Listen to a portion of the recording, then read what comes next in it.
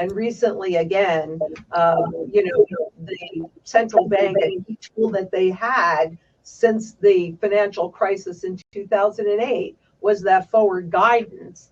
And, they gave that up. So there's only one more level of credibility, and that's to the public. And once the public loses confidence, that's when we'll see that we'll enter into a hyperinflationary stage. And I do see that in the reasonably near term. I can't tell you exactly when, but it's hanging on by a thread. So I got to interview the amazing Lynette Zang recently on a panel with Harry Dent and Jason Hartman. It was an awesome panel. You can check out the full interview in the comments below. But if you don't know Lynette, she's amazing. She's been doing metals investing since the 1960s, so for over 50 years. And she has a ton of experience, a ton of things to share. And we really got into where are we at right now? What are the choices? What are the Fed's choices? And what are they going to do about inflation? Are they going to keep tapering? Are they going to reverse course? And I think her answer is very interesting. The only way to fight inflation is with deflation, and the only way to fight deflation is with inflation. So, I think that I don't think raising the interest rates is going to tamp down this inflation. So I think that the central banks they've created this monster, but I don't think they really know how to deal with it. And I agree with much of what Harry says, but I definitely disagree on physical gold and silver, because back in 2008, yes, you saw the spot market dump, but you saw the physical market go up at the same time, and the premiums explode. Because the paper market, they can create as much gold and silver as you want, but there's a piece that people forget because we've been trained away from it. But gold and silver are used in every single aspect of the global market. So is put gold, physical gold and silver to a degree on sale, because again, they could do anything with the spot market, but you're going to see the premiums explode. So when I'm looking at where I'm putting my money, number one, there's no doubt in my mind, but that this is a currency life cycle issue, and the currency, 2008, the system died. It went on life support with all this free money printing, and that is coming to an end. There's virtually officially no purchasing power left in the currency. And unless they come up with new tools, the central banks are out of tools. And recently, they gave up their credibility by absolutely destroying the forward guidance and now coming out and saying, we're not going to give you forward guidance. So for me, gold and silver inflation is that the purchasing power is going away. And the only thing that's holding it together is confidence. And when confidence gets tested, you want something real that is completely outside of the system, that has the broadest base of utility and the broadest base of buyer. So I think that what she just said here about loss of confidence by the public being the last thing that remains between us and hyperinflation is really scary, but it's very clear, like, hey, this is something big that's going on. So I asked her this question. I said, Lynette, what do you think is going to happen? Is the Fed going to just continue to print money? Are they going to reverse course where they actually start to lower rates by the end of this year? And we get into her answer here of what she thinks, and I'll give you a little spoiler, she says both. She says she thinks that both could happen. They're obviously going to keep printing money, and they're also going to have to reverse course. And of course, her big opinion is metals is a way to hedge against that, particularly gold and silver. I think they're going to do a combination of the two, because what they're battling for is their credibility.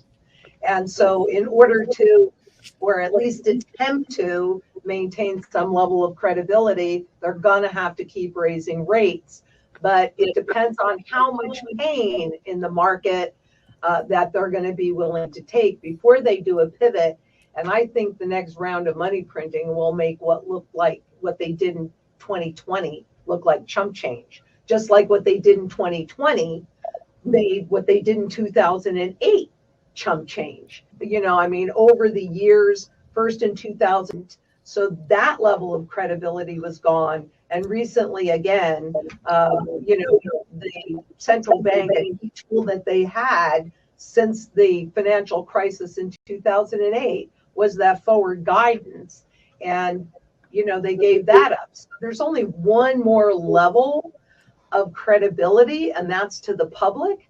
And once the public loses confidence, that's when we'll see that we'll enter into a hyperinflationary stage. And I do see that in the reasonably near term. I can't tell you exactly when, but it's hanging on by a thread. Well, for one thing, I'm not really convinced that raising rates is the right thing, because when you look at a number of countries already saying, just like Christine Lagarde said, okay, we're front loading this. So they got back to a 0 interest rate. And the Fed is like, we're front loading this. And now we're at neutral. Interestingly enough, in May, they didn't know where neutral was. And magically in July, they know exactly where neutral is. It's 2.25% to 2.5%. And with inflation officially running at 9.1%, yeah, that's not neutral. Is that people, they have to make choices. And we're watching them make those choices right now with the inflation. Right now, it's about food or gasoline in your tank. But at some point, it becomes about rent or it becomes about food. So that's where the gold really comes in, because I'm not saying that you shouldn't do that. I'm just saying that to have a properly diversified portfolio, then you need to have some tangible assets, gold outside of there, so that if you have to carry that property for a while, you have the ability to do it because of the broadest base of buyer. That's why gold has never gone to 0. And the spot market is the paper market. The physical market is a true supply and demand market. So, and I also think that we're likely to see something in Japan in the early 90s. Residential real estate dropped 85%, commercial real estate dropped 95%. And then what you're really looking at is accumulation patterns so that you can see when the smart money is going in. And that's when you can convert some of your hard assets, your gold, into that real estate where you're able to pay off the mortgage if that's what you choose to do, because of what happens when there is a true flight to safety. Because the piece that I see, and I get it. I was fortunate in being at the right place at the right time to learn about currencies and currency life cycles. But people get fooled by numbers. It's that nominal confusion. So they don't understand inflation, like what they'll call inflation appreciation. Just like part of the government numbers is inflation goes into the GDP and makes it look better. Because if you got to pay $20 for a banana, well, that goes into the GDP numbers. So, I would say in regard to real estate, you have to look at its function as well. And for me, I have a mantra that I've been following and building toward, and that's food, water, energy, security, barterability, wealth preservation, community, and shelter. All right, so we've got a lot to cover here, right? She says a lot. She says that there's been a loss of faith in the Fed, really that the Fed has said they're going to go to a neutral rate with inflation, which they've determined to be between 2 and 2.5%. But inflation officially is 9.1%. So really, it's not neutral. Really, she talks about the idea of bartering and getting to a place that if there is a loss of faith in the currency, that to have being able to barter for something that's real. She talks about Japan's real estate market in the 90s, how it never really recovers. And then she gets into the roaring 20s and kind of what that market looked like, as well as the 70s and 80s, and how these were always around times of a new monetary system, right? You have the backing of the gold with, taking the backing away in 1933, where you start to, lose. Some people are not able to really hold gold anymore. Then the Bretton Woods Agreement, later on, and then in the 70s, where you completely lose any backing with gold to the dollar. So she's basically talking a bit about there's a new monetary system that's coming, and it's typically a crisis. It's around the time of crisis that really happens. The other thing that I'd like to point out, because we're talking about what happened in the roaring 20s, when this whole big monetary experiment was kicking off, and they flooded the system with a lot of liquidity till they decided to take it away. And then again, back in the 70s and the 80s, what was happening during these periods of time is we were transitioning from one monetary system into another monetary system, and nobody ever talks about that. And that's exactly what we're doing again, because if there's no purchasing power left in this piece of garbage, right, then we need another tool. So everybody talks about it like it'll go down, it'll go up. No, there's no purchasing power left. And it only has any value at all because people, and they knew that when they created the system, when you're traveling, it's fiat to fiat. That's awesome. Yeah. And yes, you can buy a whole lot more, except that their currency, the euro, is also losing value. They're also dealing with inflation. So what, the dollar is the strongest horse in the glue factory? In 1986, I worked with treasuries because I figured, hey, the government could, before I understood the markets and all of that, the government could tax you to get the money to pay you. Well, they can print it, right, to repay you. So you may get these dollars back, but what are you going to be able to buy with them?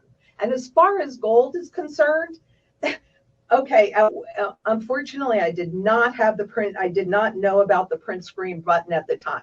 But I was in the Bank for International Settlements, and I saw with my own eyes that did the calculations, for every 1 ounce of gold that exists, real gold, there were 62,000 derivative ounces of gold. That's gold that never will exist. And a rising gold price, because this is real money, a rising gold price is an indication of a failing currency. You will see on the gold contract, on the precious metals contract, it's here like this for many years, and then now it's like spiking up. Is that because there are necessarily more gold derivative contracts? No, it's because they changed the way that those contracts should be accounted for. Which means, is that even true? Who the hey knows? So yeah, they can suppress the visible price of gold, but are miners going to mine when it costs more to mine it than what they can sell it for? The answer is no. And those costs are going up as well. So I'm physical. I'm not really diversified. I have property, and I have my mountain bug out property. So there's always a function, and I didn't care how much it cost at that point because of the function for me and my family. But yeah, I'm not diversified either, Harry. You're making the assumption that it's always going to be available. But anything physical, there's a finite amount, whether it's real estate. Well, I have a very active YouTube channel. So you can go into YouTube, you can put ITM Trading, or you can put Lynette Zang.